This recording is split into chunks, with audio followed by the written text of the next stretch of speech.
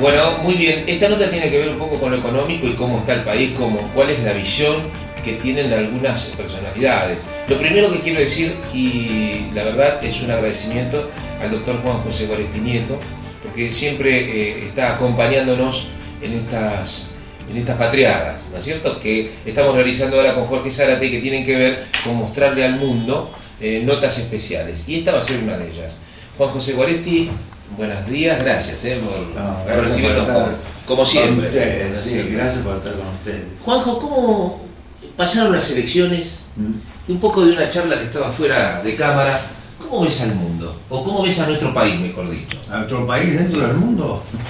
Nuestro país dentro del mundo lamentablemente está fuera del mundo. Esa es la pura verdad. La prueba de eso es que Argentina no tiene crédito en ninguna parte, ya estando en el terreno económico, sí. Pero en realidad el no crédito me parece que excede del ámbito económico, no tiene crédito institucional. Peor. Afuera la idea que tienen es que las instituciones argentinas no rigen a medias.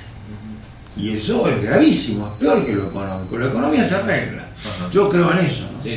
Ahora, se estuvo hablando estos días mucho sobre el señor Guillermo Moreno, se tiene que quedar, se va. Y yo me puse a pensar, digo, bueno, muerto el perro, pero ¿qué pasa con la rabia? Porque vamos a suponer que mañana se va Moreno. ¿Y cuál es la solución? ¿Se arregla el INDEC? No, pero Guillermo Moreno es ciego. A mí me molestaría hasta ceñir la conversación a ese personaje que se limita a cumplir las órdenes que le dan, lo que demuestra que el rumbo está equivocado. ¿No? Él es funcional a un determinado rumbo que no se sabe tampoco en qué consiste. Lo malo que uno tiene la sospecha que ese rumbo es mantener una suerte de ficción y no de realidad. Por eso cuando conversamos fuera de cámara o en ocasiones, yo digo, pero si acá hay que sincerar la economía y empezar a decirle, mira lo que digo, la verdad a la gente. Decirle, mire, Argentina no tiene crédito internacional y no lo puede pedir, por lo menos en las condiciones actuales. ¿Por qué? Porque Argentina no le ha pagado nada a nadie. No le pagó a sus ahorristas, a sus propios ahorristas. Lo que se hace esto con los nacionales, ¿qué hará con los extranjeros? No le paga a sus jubilados, utiliza los fondos del ANSES para prestar a empresas extranjeras, estoy pensando en una, pero no le paga a los jubilados que son de acá. Entonces, si hace esas cosas, institucionalmente vale poco, porque en el mundo de la civilización el retirado, el jubilado es importantísimo. En el mundo de la barbarie, el retirado, el jubilado no tiene importancia. ¿En cuántos países de la región o en el mundo conocés que los gobiernos, en este caso tenemos un régimen presidencialista nosotros, no sé que el Ejecutivo es uno, que tengan superpoderes? Por ejemplo, el jefe de gabinete. ¿Y por qué te hago esta pregunta? Porque en unos días más, el 23, 24 de agosto, se termina y los legisladores van a tener que decidir qué hacer. El 24 de agosto se hacen el cumpleaños de la reforma constitucional, que le dio un determinado plazo para estos superpoderes. No, el jefe de gabinete realmente no existe porque no hay tal cosa. Es una especie de remedio sin importancia de un primer ministro. Es una cosa completamente a cuarto de camino que no significa nada. El jefe de ministro responde a las órdenes de la Presidenta de la Nación, en este caso, quien ocupe el cargo. No tiene nada.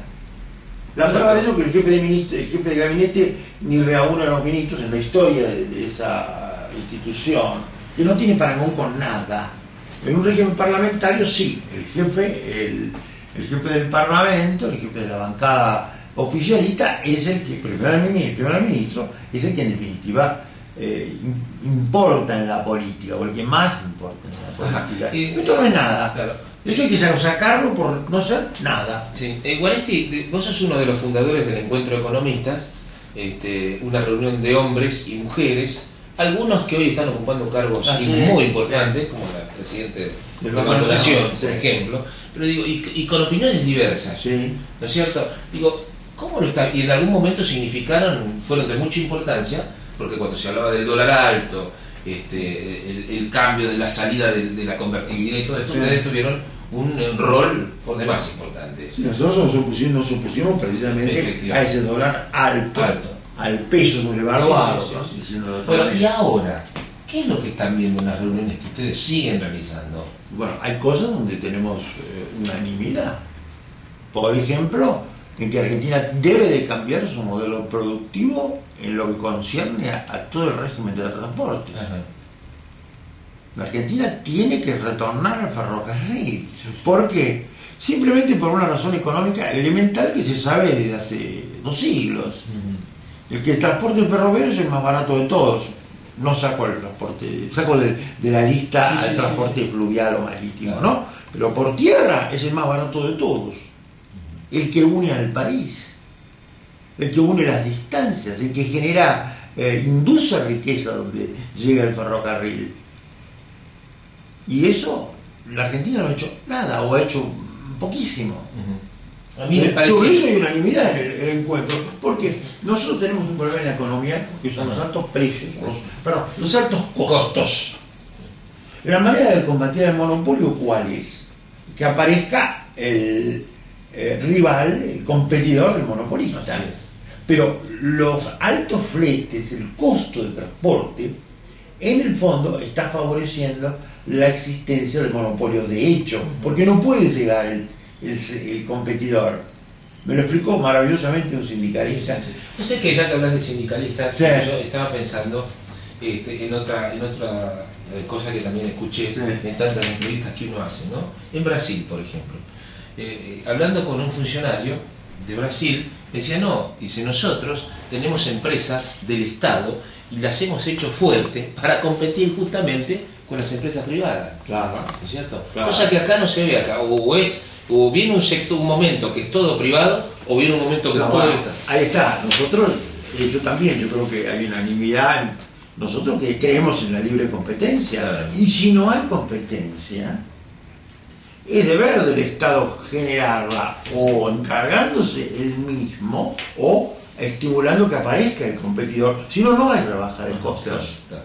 Y no hay mejoramiento de la calidad. Todos tenemos delante el ejemplo de Francia, que la Renault es del Estado francés. Efectivamente. Y al lado de la Renault tiene la Peugeot, la Citroën y otras empresas que son particulares. Ese sindicalista del cual yo hablaba, me impresionó por la seriedad, era el sindicato de los talleres de Tafí Viejo, de Tucumán, que fueron una maravilla, donde se reparaban los ferrocarriles y se fabricaban muchas piezas y vagones. No, Él además me dijo, nosotros directamente, Tucumán está condenado al subdesarrollo. ¿Por qué? Le digo. Muy sencillo, porque el flete Tucumán, miren, Tucumán-Buenos Aires, Tucumán-Córdoba, es más caro que el flete Buenos Aires, Rosario, Rotterdam. Claro. Cruzar todo el Atlántico es más barato que cruzar el territorio argentino. Mientras esto sea así, nosotros nunca nos vamos a desarrollar, porque no podemos llegar a los grandes centros de consumo. No hablemos de Tucumán, de Jujuy, todo. Bueno. Entonces, mientras esto no se solucione, mientras no tengamos la voluntad estratégica, es decir, vamos a unir al país de nuevo a través de los ferrocarriles, no vamos a bajar los costos. Y mientras no bajemos los costos, el nivel de pobreza va a disminuir. No hay nivel.